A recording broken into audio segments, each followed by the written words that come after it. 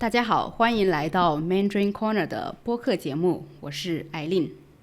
都说男人是用下半身思考的动物，这本来呢是一句用来侮辱男性或者说调侃男性的话。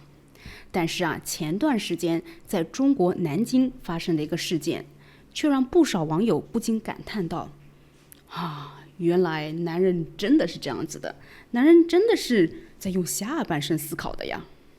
那么到底发生了什么？人们又为何会有这样的反应呢？今天我们请来一位新的嘉宾朋友，来一起回顾一下这个事件，然后再深入探讨他揭露了中国社会的什么问题。下面就有请他来跟大家打个招呼吧。Hello， 大家好，我是杰杰，来自中国四川。那平时呢就喜欢研究一些心理学，还有一些社会事件。那我的工作呢也会接触到相关的一些案例，所以说今天非常荣幸能够做客 Mandarin Corner， 来和大家分享前段时间在中国发生的南京红姐事件。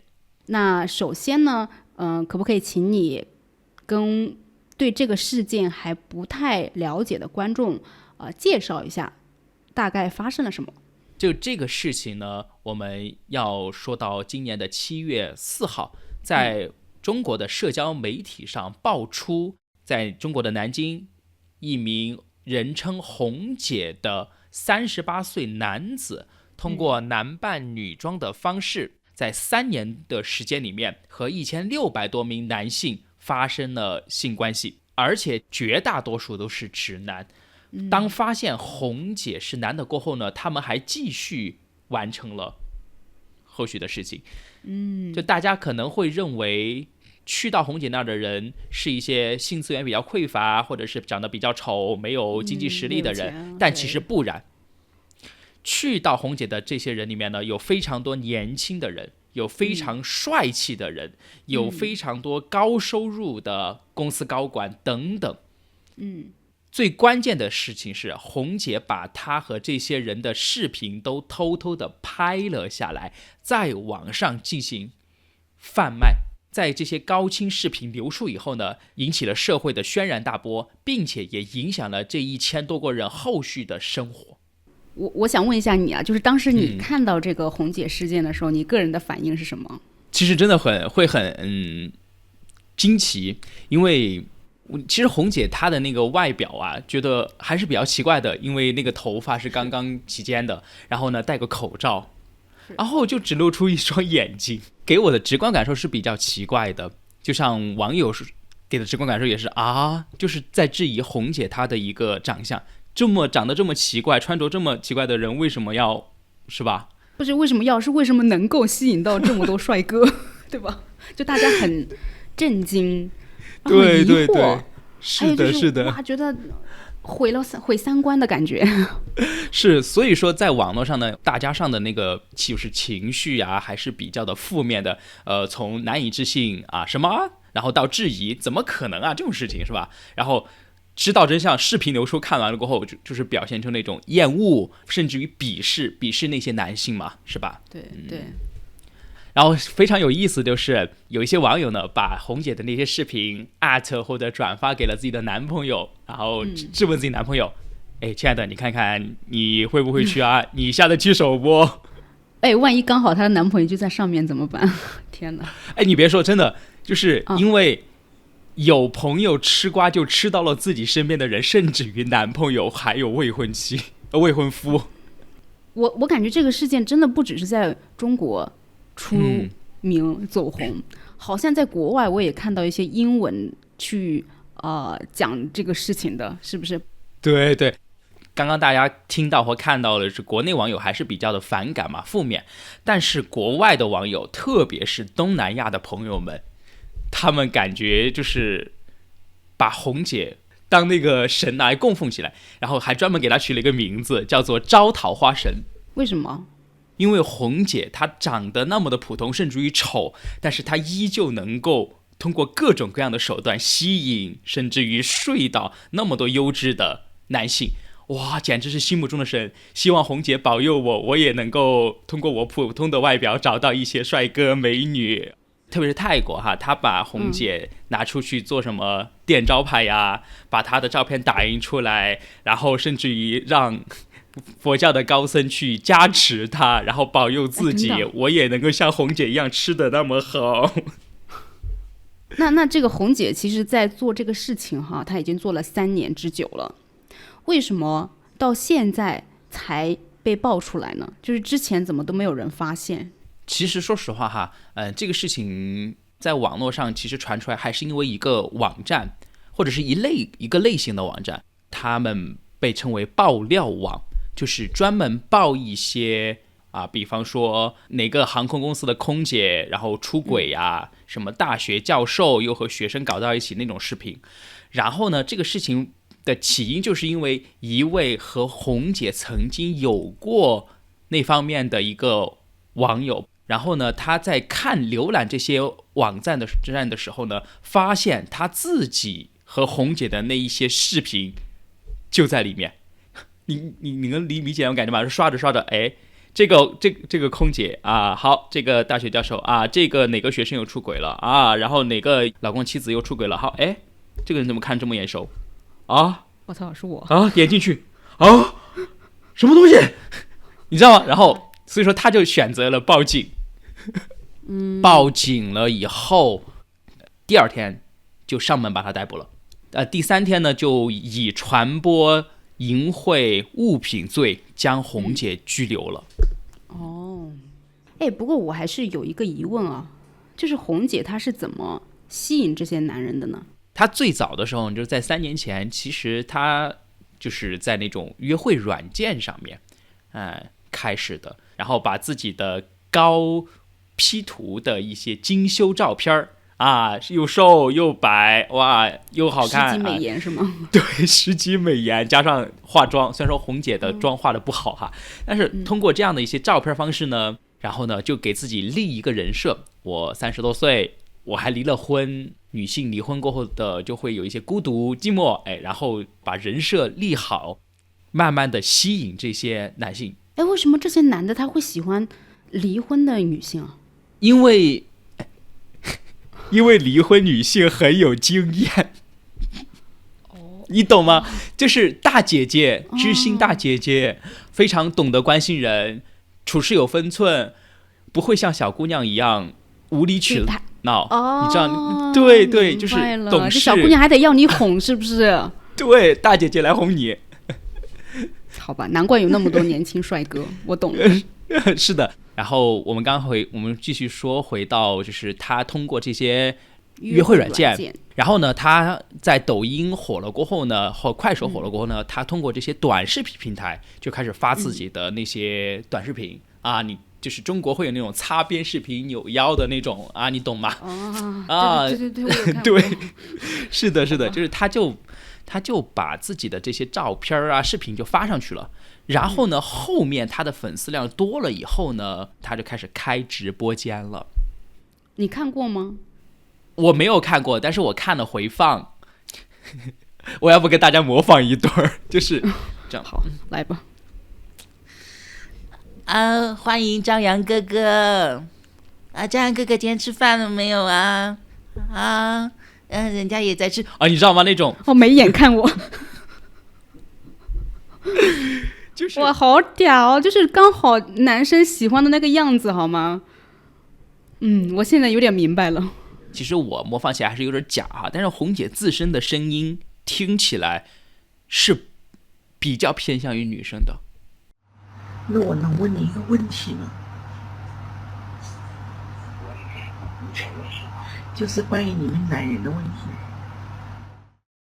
也是因为这个原因，红姐高 P 的照片嘛，家长化点妆，然后通过那种妩媚的妖娆的声音，对，然后就会让大家觉得这个女生是有点奇怪，但是呢还是个女的，你知道那种感觉吧？我明白。而且这种约会软件它一般都是约炮的，是不是？就是一次性的一夜情这种，也不是说我一定要对你负责任呀，或者说你就追你。对，但是红姐其实不是这样子红姐是采用暗示。红姐先把先在那个就是约会软件上去配对嘛，聊天配对，聊得比较好，然后你再加我私人的账号，私人账号聊完了过后呢，再邀请你到我直播间里面。直播间里面来了过后呢，给我刷礼物或者给我那个是不是啊？对，互动深入沟通交流过后呢，再通过1对1的聊天的过程中呢，叫做暗示。今天晚上你有没有空啊？要不要吃个饭？你懂吧？就是那种方式。明白了。然后呢，哎呀，你不用给钱了，我们关系都那么好了，你来我家的话，你给我带一个礼物就可以了，什么都可以。一般带什么礼物？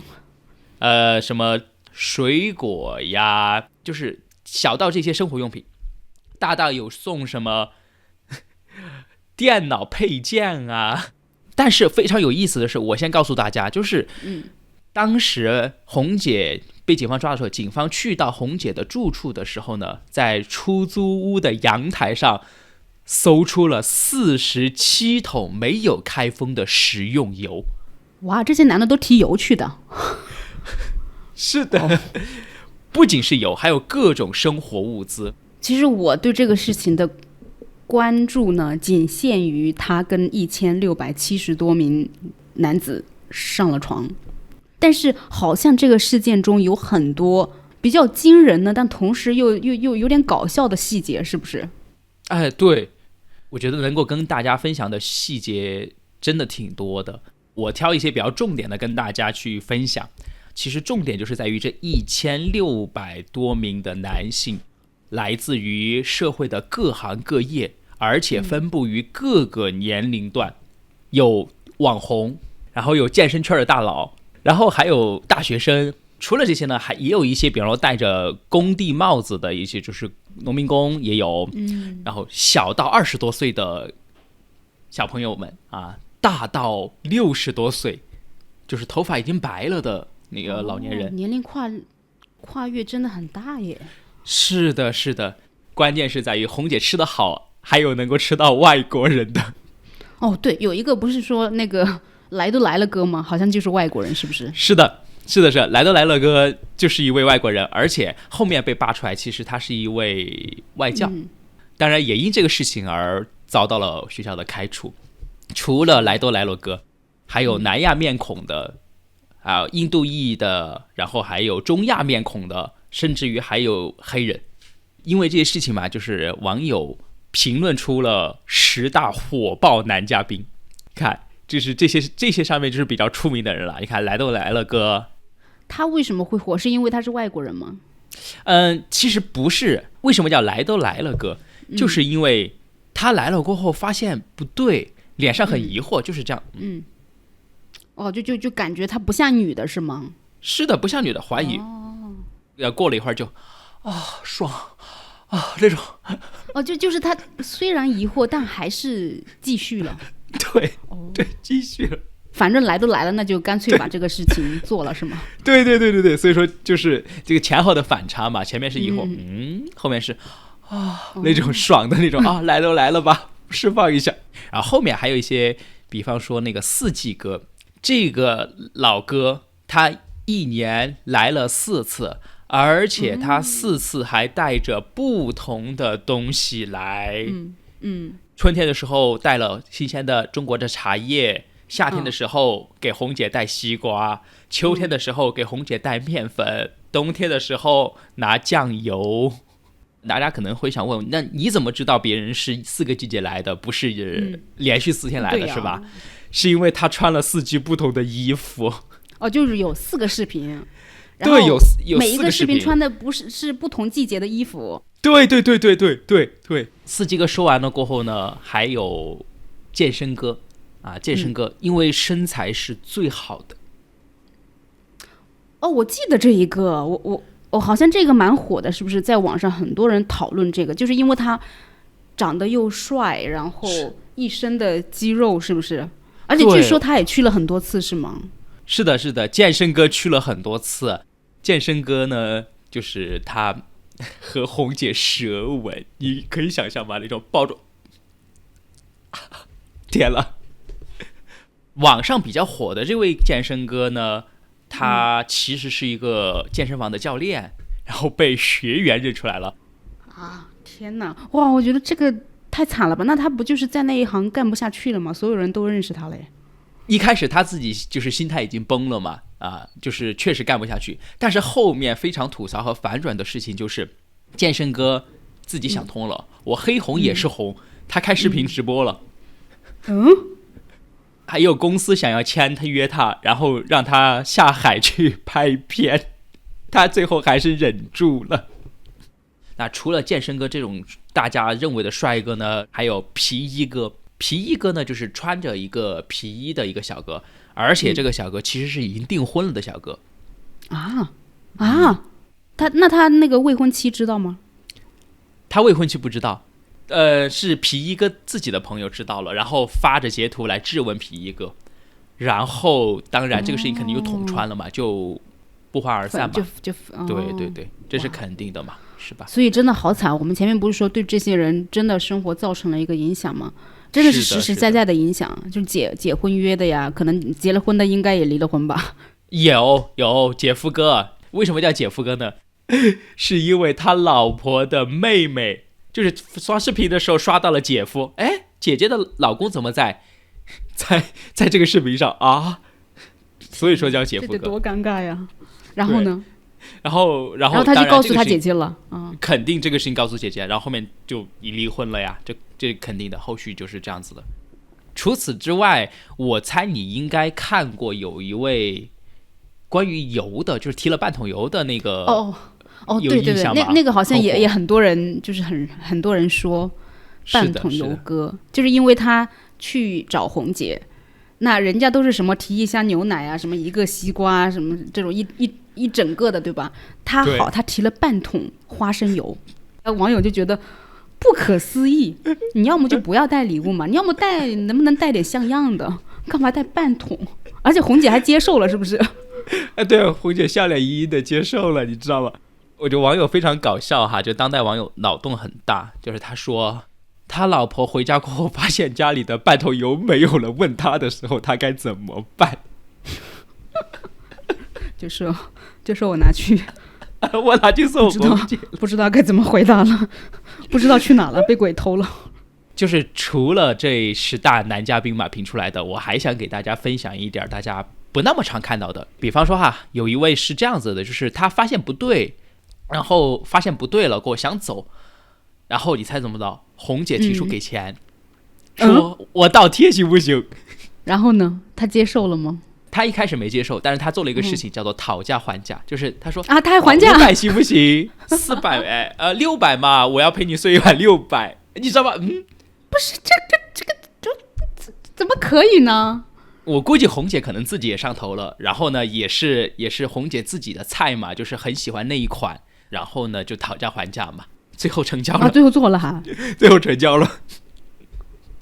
所以我不知道该怎么评价这些人，都就很有意思，完全不是，就是我们无法想象的怎么会这样子？好吧，你接着说。然后呢，还有反转回头哥，这个是我觉得比较猎奇的。他来的时候就一直没有做，但是呢，他也是发现红姐的异常了，然后呢，他就用手去扯红姐的口罩啊、牵裙子呀这些，然后红姐可能有点不开心嘛，然后就让他走了，就让他赶他走。然后把这个男生赶走过后呢，红姐对着自己偷拍的那个镜头嘛，就像现在这样对着镜头说：“翻车了！如果我跟他说我是男孩子，不知道他会愿不愿意玩，用不用跟他说一下？”然后真的就把他叫回来了。叫回来了过后呢，就是红姐承认了他是男生。好，炸裂的事情就来了。这位男嘉宾他不信，然后就让红姐脱裤子。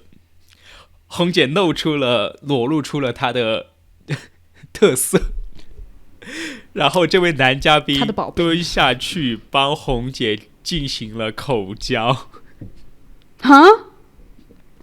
而且还不止口交了一次。他怎么想的？所以他是不是直男？可能有潜在的成为同性恋的基因吧。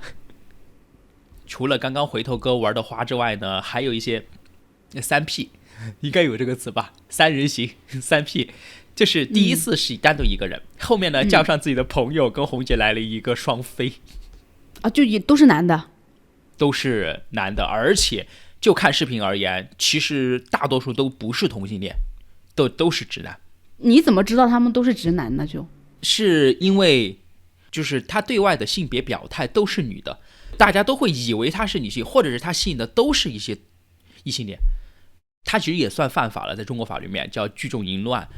算的吗？这个算，3人以上就算了。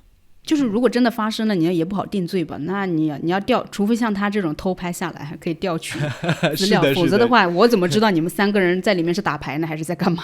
那不是去年有个段子吗？3个男人叫了一位陪玩小姐过来，打扑克，打了一晚上。啊，打扑克？对，打引号打扑克。我们没有做什么，我们就是打4人的那个扑克牌。啊，是真的打了扑克是吗？是假的打扑克，他们就有警方抓到他们过后，就说我们4个什么都没做，我们只是把衣服脱了打扑克。哎，这是真实事件吗？这是在新闻上看到的？这真实事件。哇，你知道吗？就不管是外国人还是我们自己，就中国人啊，都有一种印象，就是中国人在性方面是非常传统的，对吧？对，哇！但是我听完这个事件，我觉得一点都不传统，哎，玩得很花嘛。啊，对，对不对？对，玩得很花。真的就是明面上好像中国在性方面非常传统，好像就是比如说朋友之间也不会去聊这个事情啊，那父母跟小孩也不会去聊这个事情，就感觉避而不谈。但是呢，不说归不说啊，该做还是得做，就这种感觉。是呀，就是所以说红姐这个事情之所以引起那么多的广泛关注，也是因为如此，就是看到了大家心里的另外一面，就是最真实的那一面，或者说看到社会的另外一面，就是可能以前也没有什么约会软件，但是现在就比如说约炮这个词儿吧，好像也是当代出现的嘛，对不对？是的。以前我觉得我们父母那一代不可能有约炮这个词儿或者是这个概念啊，更不要说去行动。对，但现在大家好像就是把约炮这个词经常挂在嘴边，然后甚至于不会成为厌恶了嘛。男性会攀比或者炫耀曾经谈过多少个女朋友，或者是睡过多少的女人。那所以他这个也可以炫耀，就我还睡过男的呢。对，就是比方说刚刚我们聊到的那位叫回头哥嘛，就是他可能也会成为炫耀，开玩笑，我还操过男的呢。天哪！其实红姐也是如此，红姐的主页标题上面就写的品尝过1000多个各式各样的男人，就是他成为了一种他炫耀的资本。红姐这么乱性，跟这么多男的，而且是进行肛交，其实是非常危险的，就是会传染疾病的。那这些男的他们都有就是做安全措施吗？就我看到的一些视频而言，好像只有几位外国小哥他们戴了安全套，国内的朋友们几乎都没有戴。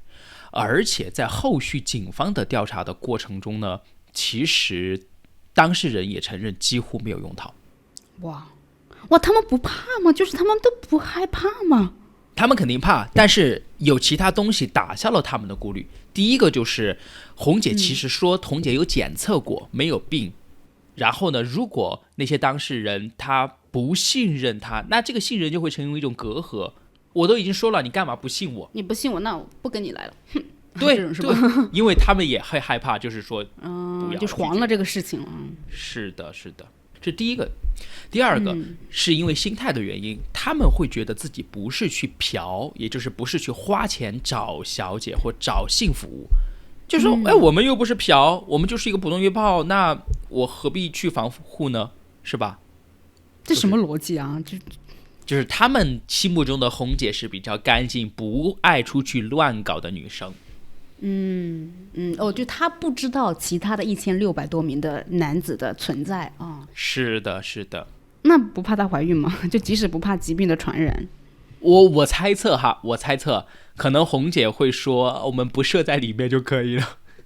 因为我好像看到有起码1半多甚至大部分的男性，他其实红姐不让他在里面射精的，红姐就会特别准备一块毛巾铺在地上，这块毛巾反复使用了很多次，然后呢，都就是让男性射精就是在这儿。红姐她自己知道她在跟这么多人性交，她不担心会被传染什么疾病，因为她也不知道这些来的人是什么个情况，对不对？关于性病的一个传播，如果红姐的肠道，也就是那个下消化道里面没有伤口，那理论上传染的概率会比较小。之所以会传染这些疾病，很大部分是因为本身直肠是有伤口的，然后通过高浓度的精液以及体液这些东西，病毒进行传播。那后面红姐就是被抓了之后，他们有没有去检测红姐是否携带什么性疾病呀？这个检查了，抓进去了过后嘛，他就被要求去检测，检测结果出来呢，他确实是没有的。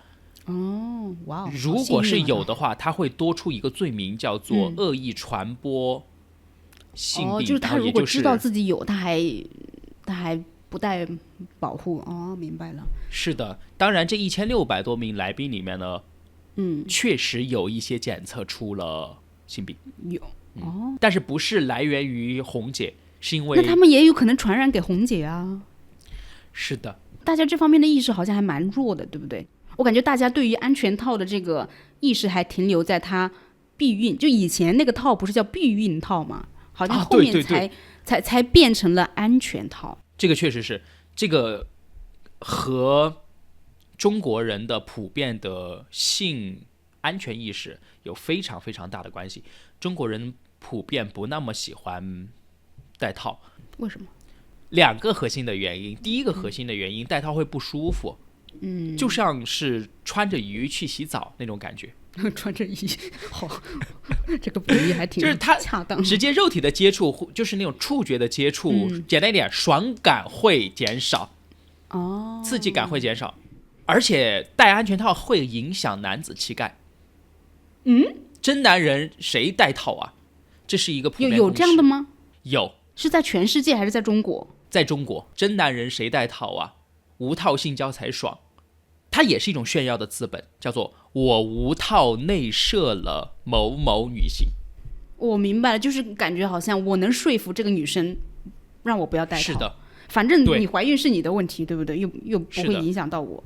我觉得这些男生是非常的不负责任的，除了对他们自己不负责任，对他们的现有的伴侣或者是未来可能会有的伴侣也是不负责任的，因为他们在这种就是无套进行性交跟陌生人之后，假设他真的被传染了什么样的疾病，他再带回去，不就把他妻子传染了吗？不就把他们的女朋友传染了吗？所以我觉得对他们的另一半也是非常不公平的，也是非常不负责任的一个行为。是的，是的。那下面一个部分呢，我们就要来讨论一下，为什么这么多男生会去约炮，然后呢，为什么他们去到了红姐那里，发现了他是男生，作为直男的他们竟然还会继续。第一个要给大家去分析到或讲到的方面叫做长期的性压抑导致的欲望爆发。为什么会有性压抑呢？很大一部分程度上是因为压力，自我给予的压力太大了，包括社会给予男性的压力也很大。你一个男性，你是一个非常坚强的人啊，你不应该表现出你的软弱，你不应该把这些东西表达出来，包括性。你应该去赚钱，你应该去成就一番事业，你应该拥有更大的权利。这些社会的规训导致了普遍男性出现的性压抑。当然呢，刚刚性压抑说到过后，就肯定还是需要有一个爆发口嘛，就像火山一样，要积压太久了，一次性喷发起来的体量是非常大的。所以说有一部分人呢，去到红姐那儿，就是这种火山喷发已经战胜了道德的底线。那比方说什么样的一些人群会发生这种情况呢？第一个就是没有固定亲密的伴侣，然后第二个呢是不和谐甚至于无性婚姻。比方说像我们刚刚说到的姐夫哥，应该都是跟夫妻性生活不和谐有一定的关系。第三个人群呢，就是长期重复没有新鲜感的人群，就是让我跟我的爱人在一起5年了哈，我做爱只跟他一个人做，我想换换新口味。然后同一个姿势是吧？对，大家又不互相学习，又不互相交流，每天都是一个姿势。我吃东西吃的太甜了，我总想吃点辣的吧，换个口味啊，明白了。好，那我们先回到就第一个啊，就比如说你刚刚讲，很多男性可能是因为没有长期的固定伴侣，也就是说没有女朋友，那他们为什么就是没有女朋友？是找不到吗？还是不想找？我觉得不想找应该会占比较大的部分。不想找占比较大吗？是吗？我以为是找不到，因为我们之前做了很多期节目，就是关于剩男呀，关于现在的中国男生很难找到结婚对象一个是可能说男多女少啊，那本身这个女孩子的数量就少；另外一个呢，女生对于男性的这个要求也慢慢在增加，在提高。对，在提高。所以呢，就很多男生他是没有办法满足女性的这个期待跟要求的，所以呢，就变成被挑剩下的。是，就是因为长期近些年的一个情况，所以导致了这群00后也好，或者是90后也好，他们不愿意去找了。知道女性要求高，知道女性对要钱，那我何必去贴呢？而且很多男生可能也会觉得说，要找女朋友其实是一件很麻烦的事情，因为你要去追的这个过程是很辛苦的，你必定要做一些事情去讨好他。然后呢，你要是讨好的不对呢，人家还不一定喜欢你，所以这个过程就非常长。那你要从看上他追到得到手可以跟他有性行为，这个时间太长了，等不了，是不是？是的，投入的精力时间成本会很大，就成本太高，收入太低。对，收益太低，就是收益太低。对，那个就做生意的感觉嘛。哎呦我去！是的。而红姐这边又是免费的，提一箱子牛奶20-30块钱就好了。对啊，不仅如此，它还能给我到心灵的慰藉这也是我们后面要说到的一个方向。好，就是第一个就是说没有稳定的这个女朋友伴侣，那第二个就是说已婚的其实也是在经历着无性婚姻，这种你觉得在中国普遍吗？现在的年轻人可能会更倾向于前面不和谐。我们展开来跟大家聊一聊这个不和谐吧。第一个是欲望的不和谐，在生物学共识里面呢，男性的欲望其实要比女性更强。简单一点，就是男生每隔2天想要一次，女性每隔1个星期5天才想要一次。那男性怎么办呢？是吧？而且女性还有月经这个生理期然后如果说已婚的话，怀了孕对，是的，就是除了说欲望方面的东西，还有那个第二个不和谐是在于荷尔蒙的分泌的不和谐。什么意思呢？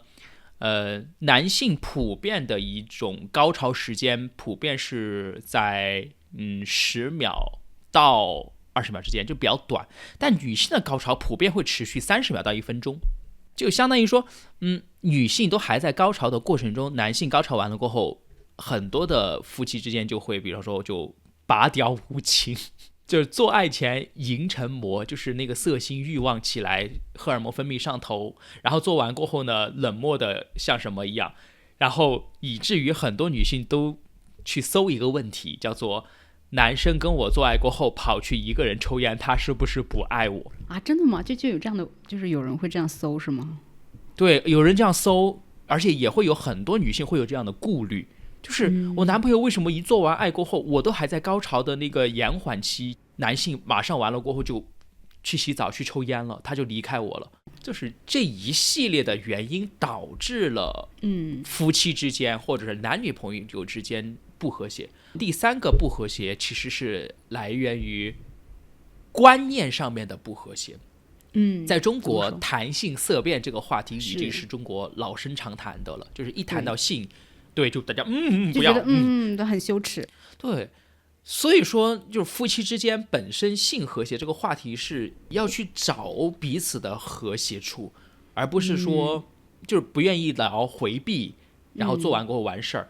这也导致了就长期积累的这种就比如说你的伴侣长期积累下来这种不开心，也会就是间接的导致你们俩的夫妻关系变得不好。是的，除了刚刚说的性压抑、性爆发，还有一个点，也就是红姐为什么能够得手的最重要的原因，就是情感需求。就像刚刚我们也有在其中去聊到了，当代男性是非常非常心理压力还是比较大的，他们得不到伴侣或身边人的那种认可。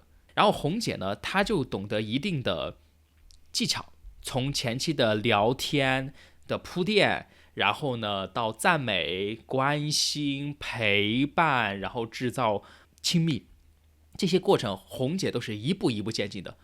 这些东西其实就给了这些男性一种非常久违的存在感。存在感，对。后续一位男士在警察调查过程中，他说，他跟他老婆10年了，从来都没有听到过夸赞，但在红姐这儿，不到1个小时得到了3次夸赞，你好棒！哇，就是真的。所以男的其实也挺需要女性去夸他的，是不是？对对，因为男性的内心脆弱很少被社会看到，甚至于另一半看到，然后有红姐这样的一个人出现过后呢，他也会觉得哇，我原来是有人要的，我原来也是值得被喜欢的，原来我也可以不靠钱就得到女人的温柔。对，就这就跟去嫖还不一样。对，完全不一样。总结而言，红姐这里不仅能提供性服务，对，同时呢还提供赞美服务，所以红姐才能够在3年。你有没有去数过，1年是365天吗？3年是多少天？算一下，1100多天不到，1090多天。那平均1天都有1个半嘞。是的。那他是每天都有男生来找他耶，好忙啊。其实这样子算下来是这样子的，就是毕竟红姐也很辛苦嘛，就是365天全年无休节，好敬业啊。我们现在知道为什么这些男性会去找红姐了，就是因为有欲望，有这个希望被夸，但是他们都是一直以为红姐是女的，是吧？那么对，疑问就来了，有一些男的他其实是在这个来找红姐之后是有质疑的，甚至是有发现他是男的，但是他们还继续了。这个就是很多网友不理解的。我可以理解他为什么去找他，但是我很难理解他为什么发现了之后不走。有非常非常多的层面，我们从最重要的几个点去跟大家进行解读和回答。好。第一个，也就是最重要的，叫做沉没成本，它是一个心理学的词语，大家用俗话说就是来都来了，我钱都花了，我前期的情感也培养了，我跟他进行了交流，是吧？我去的时候还带了礼物，是吧？茶呀、面粉，还坐着车跑得老远来，这投入了越多，然后就越难回头。其实这个类比就很像大家喜欢去赌博的一些人，总想再赌一把进行翻本。就是我前面已经输了100万了，希望赢再多，输了希望翻本。真的是的，赌徒真的就是这样的一个心理。甚至于当男生有犹豫的时候呢，红姐也会轻声反问一句：礼物都带了，不想试试新体验吗？就是他会通过这样的暗示去打消，而且他好像一直都是非常的不带攻击性的，是不是？就让大家都觉得很舒服，即使他在说服你，也是那种轻声细语的，是吗？是的，对。然后第二个呢，确实还是跟刚刚我们第一次说到的男性的那个上头有关系，男性的那个欲望上头了，我荷尔蒙分泌已经分泌到了一个，就是来红姐这里，我就是带着这个目的的，我可能这个就欲火焚烧了已经。对，就所以说很搞笑的一个事情哈，就是，当红姐就是让他去洗一洗嘛，洗了洗出来以后，脱掉裤子的时候，你会发现大多数的男性其实是处于半勃起状态了。就这个时候已经没有办法理性的去思考这个问题了，是吧？没错，对。所以说，就当这个欲望上来的时候呢，就肯定不嫌弃了。而且呢，中国有句老话叫做“关了灯都一个样”，就是你再那么不好看，再那么不符合她自身审美的女性，关了灯过后黑漆漆的过程中，我就只能够通过触感去完成。那当然呢，红姐是不允许关灯嘛，因为她要偷拍。那这些男性采用的方式就是闭眼，我把眼睛一闭啊，有人帮我啊然后插入也好，或者是有人口交也好，就是能够去释放出来，那就可以了。这是第二个精虫上脑。然后第三个呢，其实是在于会有一些自我欺骗嘛，他会觉得不对劲儿，就是知道不对劲儿，但是呢，猎奇的心理，哪怕不对，哪怕他是个男的，我也可以尝试一下。这种猎奇心理是导致了很多的男性继续的也是一个原因，就是那个猎奇的心理其实是已经占据了道德感，甚至于还可以打破道德感，就打破底线。而且他们也没有想到这些视频会流出来，如果没有流出来的话，是的其实就也还好，那只不过是一次性的行为，对不对？是的呀，试一试又何妨？那我想问你啊，就是在这个过程中，是大部分都没有发现他是男的吗？我认为其实是大部分都发现了，但是呢，产生怀疑值达到最高的点，应该是在完事儿以后，就是射精过后，他才会进入到一个极度理性的一个过程去分析。但是在那个时候，其实不会的。怎么可能不会发现不了？那男女的生理结构就是不一样的，他们不抚摸的吗？就是触感也不一样啊，这个。对，非常有意思的是跟大家科普一下啊，当然我不鼓励哈，就是因为身体结构的原因，其实男性的肛门，也就是那个插入感受，比女性的要更舒服，因为更紧一点是吗？对，因为男性肛门是有括约肌的，然后呢，所以说就红姐可能也会去用这些方式去聊到你试一下嘛，可能更爽这种方式。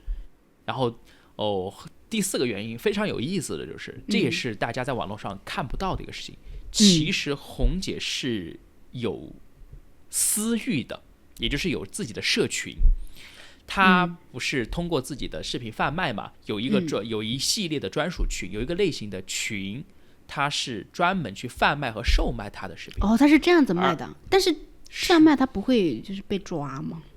他没有被发现吗？就是应该不是在国内的那个媒体上面。对，它不是在国内发布的，它通过国外的一些平台或者网站来进行售卖。他卖的贵吗？就这个。警方给出来的数据呢是3年时间赚了50万，那也不算很多是吗？对，不算很多。然后红姐呢，大多数是采用的是订阅制，就像最近今年很火的 OnlyFace 一样。知道了，就按月收费这种。是的，订阅制。对，那还有一部分非常有意思，就是红姐本身自己也有一个群聊，就是专门长期固定做的那批人啊，就像那个四季哥跟健身哥是吗？是的，四季哥、健身哥他都在里边。那这也是一种心理，就是一种群体的催眠效应的心理。别人能做，我为什么不行？哪个公司的高管他也玩，那我为什么不能玩？就是他会就是觉得安全了，就是大家都在做的事情，你不会觉得你有什么不一样的地方。对，没错。而且还有一种身份认同，他比方说是一个普通人，他是一个农民工，哇，那些高管也好，那些社会精英人士，他们也在跟红姐玩，那我跟红姐玩了，我是不是也进入了这样的一个群体，被认可了？对，他们都在一个群里面，明白了，是的，就是群体催眠。还有一个比较重要的心理学的常识叫做门槛效应，就是当你跨过这道门过后，你就走不出去了。而且我们看所有红姐的视频，她进门过后，红姐的第一个动作都是去把拖鞋拿给她穿，拿给她穿上了过后，就让她觉得马上到家的感觉，很舒服啊，你就可以就 relax 放松下来。是的，如果我们去一个陌生人家里，一旦换上拖鞋过后，你就很难离开了，因为你会去思考，我要走了，我是不是还要去把鞋换回来？我是不是还要把衣服穿上？我是不是还要去做很多的那些繁复杂的事情？我就懒得走了，我觉得，哎呀，算了吧。而且也没有什么特别危险的事情，就是马上你要跑的事情，对吧？跑的话我可以穿着拖鞋就跑，它也没有什么危险。对，没错没错。我一开始啊，就是会觉得这些男的真的是没有办法说他们了，来了发现了是男的，竟然都不走，真的是就是没有办法相信，怎么会这样子呢？但是听你分析完，好像明白了，就是可以理解他们为什么不走了。是的，就红姐的留人技巧还是非常厉害的。红姐感觉红姐应该是读过心理学的。对。那最后呢，我想大家也可能会好奇啊，就这个红姐被抓起来之后怎么样了？可以跟大家讲一讲现在红姐是什么样的一个状态吗？就是之前说到了，我们红姐7月5号被拘留过后呢，红姐涉嫌偷拍视频在网上售卖的获利，这50万元是已经被罚没了。然后3天以后呢就出来了，只是说现在全网对他进行了封禁，就是不允许他直播，不允许用国内的这种社交账号以及约会软件了。但是呢，他还活跃在外网上面，也有自己的这样的私人群，然后还在聊天，还在发表观点。那他还在就是吸引新的男生吗？其实红姐还在吸引新的男生，但是第一几乎没有拍视频啦。然后第二呢，就是拍了视频，也就是免费传播啦，我不牟利啦。但是那些人会让他拍吗？就这些男的还会让他拍啊？有一部分人想被拍，有一部分人没有被拍，但是视频后续呢就几乎没有怎么流出了。对，就免费服务了现在。你情我愿，免费服务。好的啊，希望这些榜上有名的、有照片的这些男士们，都在以后的人生道路上洁身自好，不要抱有侥幸心理。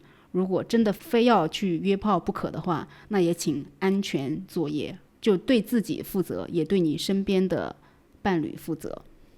好的，今天的播客到这里就结束了，非常感谢俊杰来跟我们一起分享这个事件以及他的观点。